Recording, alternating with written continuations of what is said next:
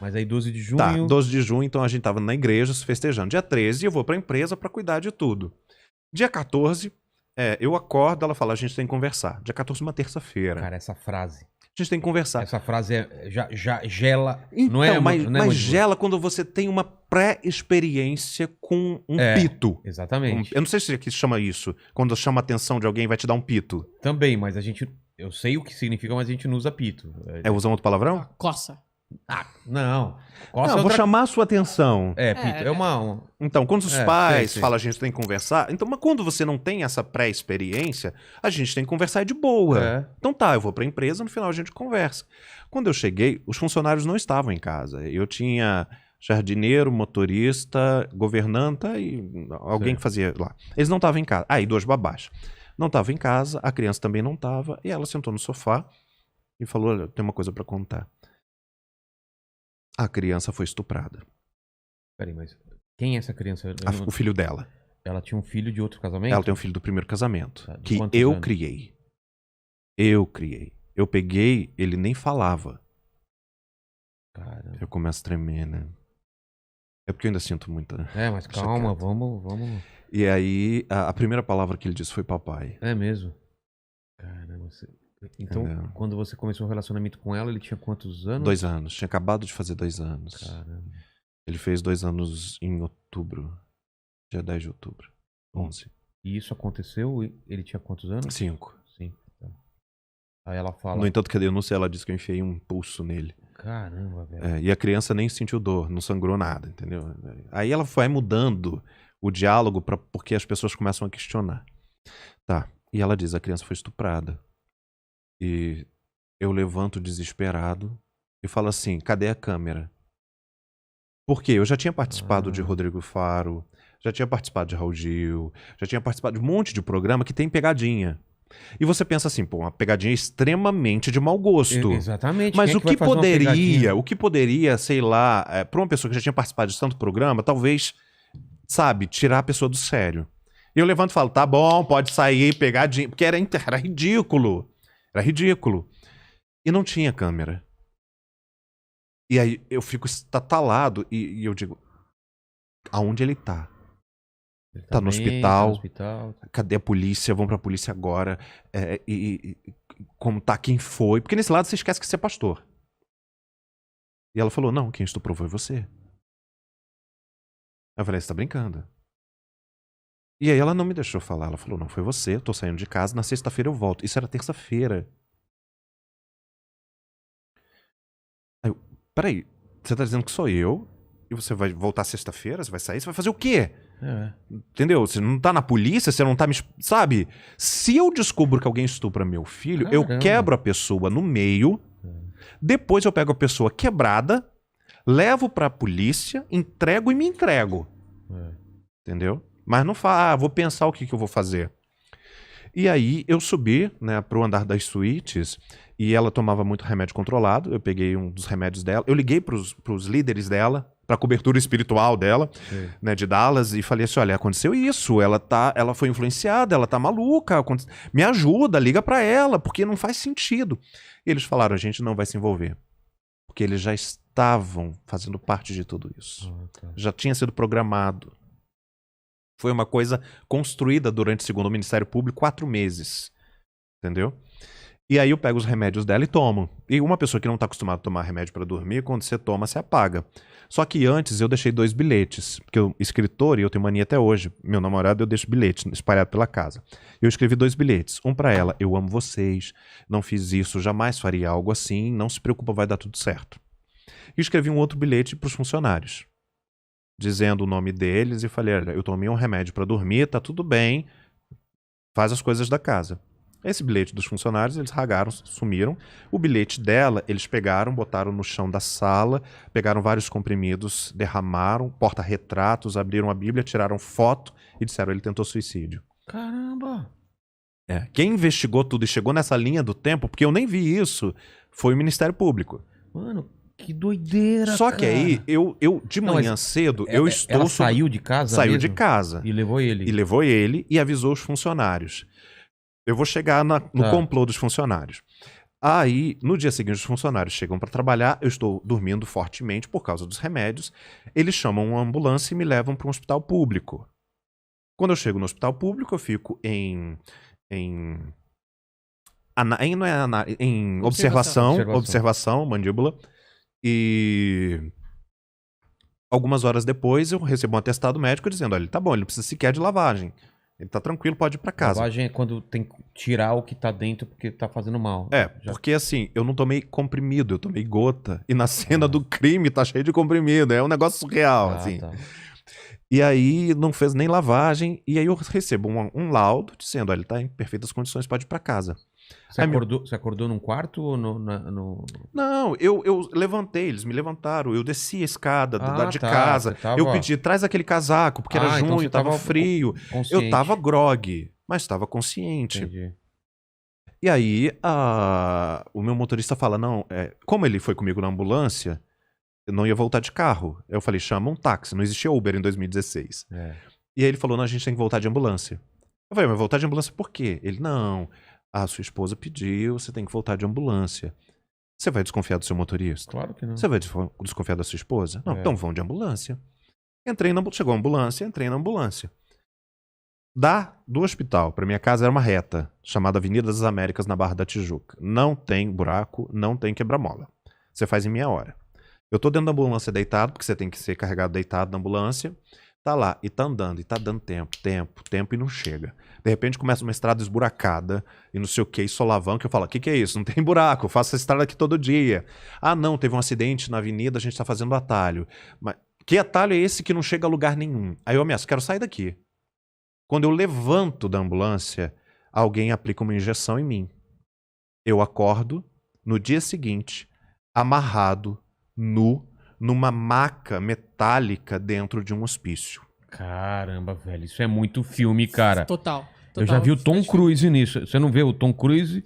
Quer saber de uma coisa? O meu motorista era amigo dela há mais de 20 anos e a gente não sabia. Caramba, cara. O Ministério Público descobriu. Então, tô tentando pensar com a cabeça dela. Volta de ambulância, porque ele, em algum momento ele vai reagir, vai se ligar que não tá indo pro caminho e tal. A gente aplica esse negócio, porque é o único jeito. Se ele voltasse como motorista ou de táxi, não teria essa desculpa para colocar ele no hospício. Aí entrou no hospício com tentativa de suicídio. Só que, segundo a lei, Mas como que prova isso? Então, segundo a lei, você só pode ser colocado numa clínica psiquiátrica depois de ficar 24 horas num hospital e ter um encaminhamento médico. Algum médico fala, ó, ele precisa, isso. Não teve. Eu não tinha. Pelo contrário, eu tinha um laudo dizendo que eu estava bem, que eu não representava perigo. Segundo, mesmo com isso, depois de 72 horas que você está numa clínica psiquiátrica, você, por lei, precisa que a família autorize ou o Ministério Público entenda que você representa um perigo para si ou para outro. E aí sim você pode ficar lá. Isso não aconteceu. Eu fui mantido lá por 8 dias até minha mãe me localizar em sequestro e cárcere, sob torturas pesadíssimas. Então, mas como que conseguiram isso? Existe uma coisa, talvez a gente não tenha tanto, chamada dinheiro. Ah, tá. Eu tenho todos os comprovantes de quanto ela pagou, anexado no processo que eu movo contra ela e contra essa clínica por sequestro e cárcere privado, inclusive o comprovante do que ela pagou pra ambulância, do que ela pagou pro médico, sabe? Eu tenho tudo. Eu tenho filmagens, gravadas, tenho tudo. Então, cara, então foi um esquema muito bem pensado, não foi assim? A mãe dela tinha passado grande parte da vida internada numa clínica psiquiátrica por distúrbio. Então ela já conhecia como funcionavam as coisas. E aí você acorda no hospício? Eu acordo num hospício, amarrado, seminu, né, porque eu tava de cueca. E você tinha uma ideia temporal de quanto tempo tinha passado ou você tava totalmente... Não, quando eu vi a cena, o que eu achei? O que uma pessoa com uma situação favorável do Rio de Janeiro, quando acorda num local amarrado, acha? Você foi sequestrado. Com certeza. Então eu achei que eu tinha sido sequestrado e eu comecei a me agitar, ia gritar, ia chamar. E aí vinham as pessoas e disseram que eu não tinha sido sequestrado. E eu falei, então, liga pro meu assessor. E aí começou, você não tem assessor? Como assim eu não tenho assessor? Eu dava o nome, CPF do cara. Não. E aí começou o discurso seguinte. Você não é Felipe Heidrich. Nós achamos você na rua Você é um indigente. A gente te trouxe aqui para te livrar de você mesmo. Nessa sala que eu estava, tinha muitas pessoas muito loucas, que esfregaram fezes, que tacavam as coisas, bem bicho de 7 cabeças. Total. E aí tinha uma televisão ligada no máximo, chiando. Eles aplicavam drogas o tempo inteiro. Caramba. E uma pessoa ficava 24 horas. Eu acordava, tinha alguém falando, eu dormia, alguém falando, dizendo assim: você não é Felipe Heidrich, nós te achamos na rua, você representa um perigo pra você, você não tem nada, você é um indigente, não sei o quê. É uma lavagem cerebral. Muito tempo depois, eu descobri que isso foi uma técnica inventada pelos nazistas na Segunda Guerra chamada gaslighting. Que é como você implanta memórias falsas numa pessoa para que ela esqueça quem ela foi e ela se torne uma outra pessoa. Conclusão, diante de tantas drogas, e foi tão problemático isso, porque ninguém sabe, mas quando eu estou na cadeia depois, eu estou passando pelo período de abstinência de droga. Imagina durante 8 dias... uma pessoa injetar, te dopando, o seu organismo é uma bomba atômica. Exatamente. Eu fiquei cheio de manchas pretas no corpo por causa disso. E aí, no 8º dia, a gente está falando, 8º dia, há 5 anos atrás, hoje, dia 23. Mas nesses 8 dias você não viu ninguém próximo a você? Não. Ninguém era... Ninguém. Nem ela? Não. E você tava começando a acreditar que você não era você ou no não? No 8º dia eu tava cortando bandeirinha de São João. Caramba. Entendeu? E eu sou indígena. Sua cabeça tava vazia? Não tenho pra onde ir. A única coisa que às vezes vinha assim, que me dava a intenção de que era mentira, é porque eu sabia muita coisa da Bíblia de cor. Eu sei muita coisa da Bíblia de cor. Então e funciona essa parada? Funciona. É pesado o negócio. Não, mano, isso é muito real. É droga, agora, é gente implantando coisa na sua cabeça. E som.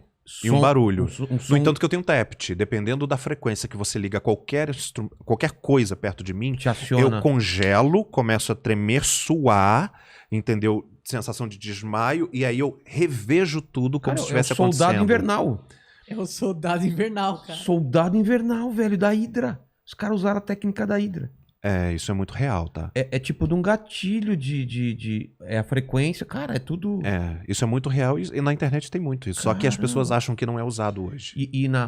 Os nazistas faziam isso com prisioneiros, talvez. Não sei. Eu sei que a técnica foi refinada com eles. Caramba. Aprimorada. Então, quando você saiu de lá, você realmente tava... Não, aí no 8º dia eu tô lá acordando um negocinho, não sou ninguém. Mas às vezes vinha assim, puxa, como é que eu sei tanto texto da Bíblia de cor e ficava recitando na minha mente, se eu não sou ninguém, se eu não sou o pastor... Você não lembrava de sua mãe, seu pai? Lembrava de tudo, lembrava? Lembrava de tudo. Só que como eu não era, eles diziam que isso era... Eu tinha uma dupla personalidade. Isso era um personagem que eu tinha criado. Isso que eu ia falar, acho que você começa a desconfiar da verdade, né? Será que todo mundo diz que você não é você. É. A primeira coisa que eu cheguei, quando eu fui fazer terapia, eu pedi uma psiquiatra especialista em psicopatas, uma forense especialista em psicopatas, porque eu queria saber se eu era psicopata. Porque me disseram, o mundo diz que eu era psicopata. Os jornais fizeram um levantamento e disseram que em 2016, 95% da população me odiava. Caramba. Eu fui capa de jornais espalhados pelo mundo. Houve um acidente na Alemanha onde um padre estuprou 500 adolescentes em Ratisbona. Eles não tinham a foto do padre, eles colocaram a minha. Tinha cartazes espalhados por todos os lugares do Rio de Janeiro. Psicopata. Quando eu cheguei na terapia, eu falei assim, eu quero saber se eu sou um psicopata ou se eu tenho dupla personalidade, porque todo mundo diz que eu sou.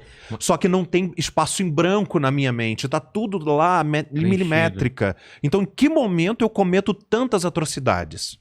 Mas isso tá falando depois. Depois. Mas vamos voltar pra linha do tempo. Você sai... Não, aí eu tô lá, 8 dias no 8º dia, que hoje faz 5 anos, e aí ela fala assim, você vai ser atendido por um médico. Eu, poxa, que legal, alguém vai falar comigo. Até então não ia só Nada. Um enfermeiro lá? Só aplicar das drogas e tinha uma baixinha Eu fui refém dessa baixinha emocional durante 3 anos. Ela me atormentava emocionalmente e nos sonhos. Caramba. Entendeu? E aí, eles falaram, o médico vai te atender. E aí eu saí do lugar que eu tava. E aí eu descubro que eu tô num lugar, parece um spa. Tem trilha, tem árvores, tem quadra, tem salão de jogos. Você não saía Não, eu tava preso numa cela. Ah, tá. Entendeu? E aí eu descubro que tipo, o lugar é incrível. É a imagem que eles vendem. Sei. Quando eu abro a porta do chalezinho pra encontrar o médico, quem tá lá? A minha ex. Quando eu vejo a minha ex, o que acontece comigo? Vem tudo. Putz, eu sou o Felipe! Caraca! E eu vou com tudo pra abraçar ela. Quando eu vou com tudo pra abraçar ela, 2 homens me empurram. Era um advogado e um pastor. Pastor de Palmas, Tocantins, Sérgio Paulo, que também fazia parte de tudo isso, dizendo que eu não podia me aproximar dela. Existia uma ordem de restrição, porque eu estava fazendo mal. Eu falei, não, gente, não tô entendendo. É aquela história ainda do estupro, gente. Ela já viu que isso é mentira, né? Já caiu a ficha. Aí eles pegaram um papel e colocaram assim, pra você assinar. Aí o que é isso? Anulação do casamento. Dizendo que a gente nunca tinha transado e que eu me tornaria celibatário. Ou seja, além de nunca ter transado com ela, eu nunca poderia transar com ninguém, porque senão a história de ter passado 3 anos casado cairia por terra. Porque se eu transo, por que eu não transei? Né? E aí eu ria, né? Porque tipo, a gente vivia todo mês no hospital fazendo teste de gravidez. Porque como ela tinha tido uma complicação, tinha que sempre ter um acompanhamento. Mas a função disso era pra eu não lutar pelos bens. O casamento, não? Não, a função disso é porque naquele momento eu não tinha assinado o divórcio, a mudança de regime de bens. Ah, tá. Então, mesmo que tudo estivesse no nome dela, tudo foi construído depois do casamento. Eu teria direito à metade. Certo. Mas quando o casamento é anulado, é como se não tivesse casado. Então, como tudo estava no nome dela, tudo ficaria com ela. Mas não vale nem a época que vocês ficaram juntos? Não, anulação não. Ah, tá. Anula o casamento, você volta a ser solteiro. Não é divórcio, é anulação. Não é divórcio. Ah, tá. E eu falei, sabe o que eu fiz? O idiota falou, eu não vou assinar isso porque eu amo essa mulher. Essa é a mulher da minha vida. A gente vai pra terapia, a gente chama ajuda, não sei o quê, porque ela vai descobrir que isso é uma loucura, isso não é impossível. Faz o seguinte, amor, vamos pra casa e a gente conversa. Ele falou, você não pode ir pra casa. Existe uma ordem de restrição. E se você não assinar isso, a gente vai pra delegacia te acusar de estupro. Eu não assinei. Eles foram pra delegacia me acusar de estupro.